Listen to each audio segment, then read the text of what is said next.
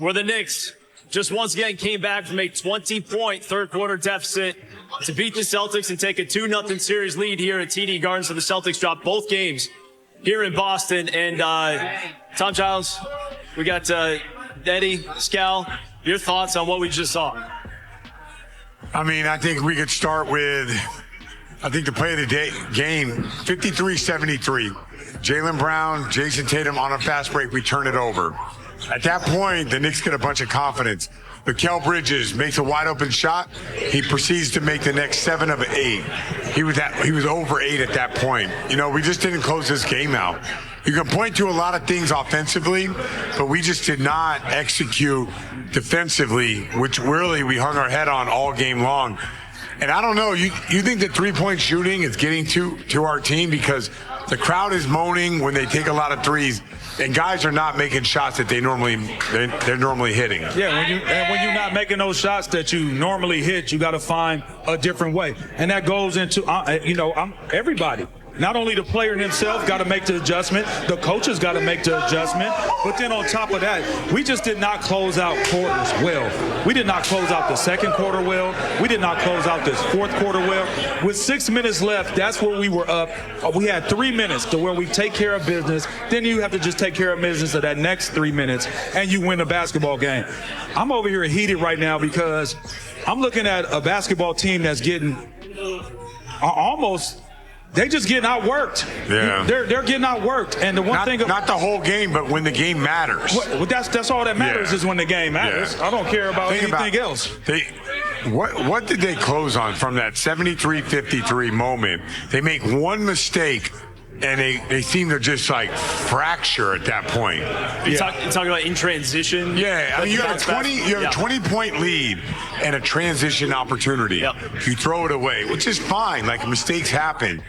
But you can't let that carry over to the other side. And they did it last game, they did it this game. Like they're not attacking the end of games. So, and on top of that, let me say this. I think we take too many quick threes. I don't mind taking threes if they're, the open threes. And the playoffs are different from. And I'm over here mad right now. I'm gonna take my sport coat off because I'm sweating right now. Yeah, I'm so mad. Take it off. Let's take it off. I'm so mad right now. Right, no, for real. I'm serious. You got me, bro. Thank you. Hey, all this jewelry. Hold on. It's the wrong one. While you guys are doing that, so here. You got it? Yeah, I got it. Peyton Pritchard hits that 3 in the fourth quarter. They were still up 16. In the last game, the Knicks started to make their run at the end of the third quarter, and the Celtics really never separated themselves again. This time they got back up by 16 really early in the fourth. Like you would thought they would learn their lesson and not limp to the finish line, but that's what they did again. They limped to the finish line. And by the way, we didn't use a timeout, and I'm not really into the timeout thing, but in the playoffs, I think it's a little bit different. We had a use it or lose it timeout with 3 minutes. So think about it. The Knicks are on this run. We have a use it or lose it timeout. We don't use it, and we lose it. We also go to the end with 12 seconds to go. We don't call a timeout. We don't get a great shot off of that. So I'm like in the regular season, you've got to be able to figure that out. But in the playoffs, right now, you can clearly see this team is fractured. They called a timeout before. Jason Tatum gets a wide open dunk. Now they go down there. Tatum turns the ball over. Maybe you got to use some of these to get this team going the right direction again. Well, let me say this too. We were getting beat on the glass, the offensive glass. Josh Hart got offensive rebound. I think Mitchell Robinson got offensive rebound.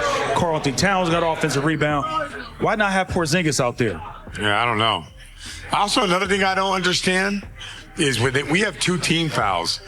Why put ourselves in the bonus just to get Mitchell Robinson out of the game? He's a defensive liability for them. Like, what are we doing here? Like, I get it. Like, there's some strategy to it. We want Mitchell Robinson out of the game. But not at the expense of putting ourselves in the bonus now.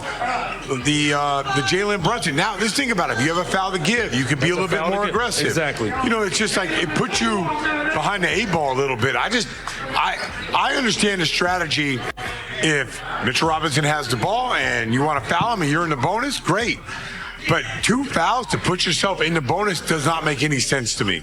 And again, that's why Jalen Brunson, you got to be careful defensively. He gets fouled late in the clock there in those final possessions. He gets the 2 free throws. That's how the Knicks take the lead. But let's go back through how they went on the 21-2 run and end this game on a 23-6 run.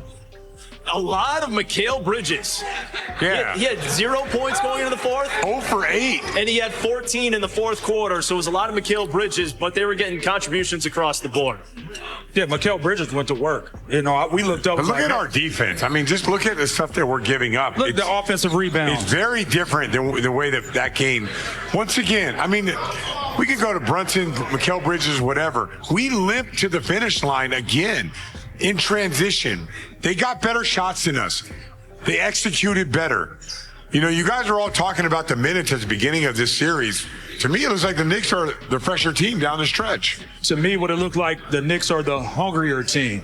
They look like the team that wanted more. And most of the time, the team that wants it more, if you do have talent and you're able to get to that fourth quarter opportunity, you have the most clutch player in the league in Jalen Brunson, you're going to have an opportunity to win a lot of basketball games. I mean, because you got to think. Look at Mikal Bridges, 0 points all the way through until the fourth quarter. He got 14 points. He never gave up. He's kept fighting on the defensive end. He kept fighting on the offensive end. Everybody kept fighting. Everybody kept fighting on that team. Where we looked like we were like treading in mud. You know what I mean? Yeah, but so we also built. This got to be the first time ever. 2 home games. And Dick Life, look this up. 2 home games where you have 2 20-point leads. And you lost it. I can't imagine there's ever been a playoff series or anywhere out there where you have home court advantage, you got 2 20-point leads, and you blew them both. And you know what's crazy about that is that they didn't have Steph Curry over there who could just get hot and start knocking down threes to erase that. He's chipped away. Yeah, they just constantly went away. We couldn't. It's funny because they were making their shots, and we were getting good shots and missing them. Missing layups, missing putbacks. Derek White's putback, he missed. I think Jaylen Brown missed a layup. Jason Tatum missed a layup.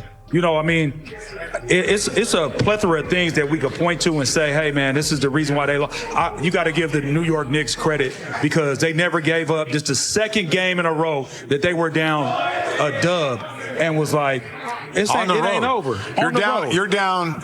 You're playing the defending champs. They're down 20 on the road. Well, let's go with the opposite way. You're the defending champs. You blew the 20-point lead in game 1, and you back it up by blowing another 20-point lead? Do you think they're getting tight in these moments? I mean, that's what it looks like. I don't. To me, it looks like no. To me, it looks like they're not playing at the same pace that got them the lead. And they do it during the regular season, and they win games. But it's different now because the stakes are much higher. And this Knicks team, it just like Eddie's saying. I mean, I give them a lot of credit. They got a lot of dog in them. Like when they get to 8, now that all of a sudden they're smelling blood. Let's take a look at the key plays because I want to get your thoughts on some of those last plays down the stretch there. Again, Celtics were down by 1. And yeah, Jason Tatum, and this was the inbound off the timeout, about 24 seconds left. He goes down right by Mitchell Robinson. That gave the Celtics a 90-89 lead. And then the Knicks, in response, it's Jalen Brunson working against Drew Holiday. And this time Brunson's able to draw the foul, so he goes to the free throw line. That could have been a good opportunity to use a foul to give. We only had 2. We put ourselves in the bonus in the fourth quarter. Not sure about that. So he hits both free throws. Celtics do not take a timeout. They still had 1 remaining. And this is Tatum on the final possession. Sort of loses handle a little bit there. And you just see the Knicks help defense all over him. Eddie, your thoughts on the final possession there and the decision to not take the timeout? It was messy. That final possession was messy from the beginning. When he loses the ball, when the pick and roll happens, he dribbles over into the corner, in the coffin corner. He got 3 guys over there, nowhere to go with the basketball. You got 3 defenders plus the baseline, so you basically have 4 defenders on you. You have nowhere to go there.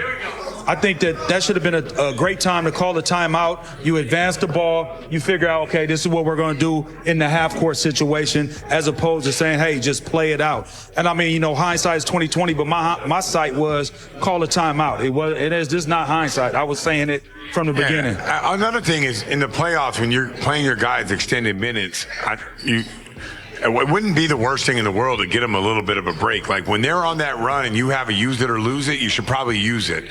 I mean, we're not trying to get out to the plane to go catch the next city or anything like that. Call the timeout. In this one, 12 seconds. Just get yourself organized. Find out where you want to go. Where do you want to attack from? Advance the ball. Even if you take a quick shot, you could foul, maybe Mitchell Robinson gets the rebound and you foul him. Yeah. And now you can go and get another opportunity to go down. I just don't. Maybe Execution down the stretch was not good. Maybe you put KP in that situation right there. No doubt. You know, you have opportunity. Maybe you put Peyton Pritchard out there in that situation, whatever it is. But you got to give yourself an opportunity. You can't just go what's going. And we could all feel it. Like everybody in the building could feel like the tide was turning, and you could feel it just going the other way for the Knicks. And it was like we never stopped the bleed, and we just continued to allow it to happen. And, you know, we got to fix that. The players, the coaches, I think everybody got to be held accountable for this. 2 20-point losses, you can't just say, hey, it's on Jason Tatum not scoring. Oh, it's on. The coach has got to find a way for him to get easy money. Like, everybody is involved in this. You got to find out what you got to do to make sure you can win this game 3. Because if you go down 0-3, this ain't Miami. This ain't the Miami with only Jimmy Butler out there. Yeah. 91-90. Look at that fourth quarter. That's your final 30-17. I'm telling you, the play of the game, 73-53, we turn it over. Take the score from that moment on, it's ugly for us. All right, we are going to hear from Joe Mazzulla, his thoughts on the execution down the... What's your favorite team? Comment below, and if you liked the video, please leave a like. This really helps the channel grow and brings you even more content. Oh, and if you're not subscribed yet, what are you waiting for? Click the subscribe button and activate the bell to receive all notifications. With each game, we noticed that the NBA is getting more competitive every day, and all the teams are looking for reinforcements to win the championship. And only here can you follow your favorite team daily with incredible content from different sources. Here on the channel, there are new videos every day with analysis, curiosities, and the best moments in basketball. That's it for today, folks. Thanks for following along. The NBA doesn't stop, and neither do we. Until the next video. NBA, the passion that connects us.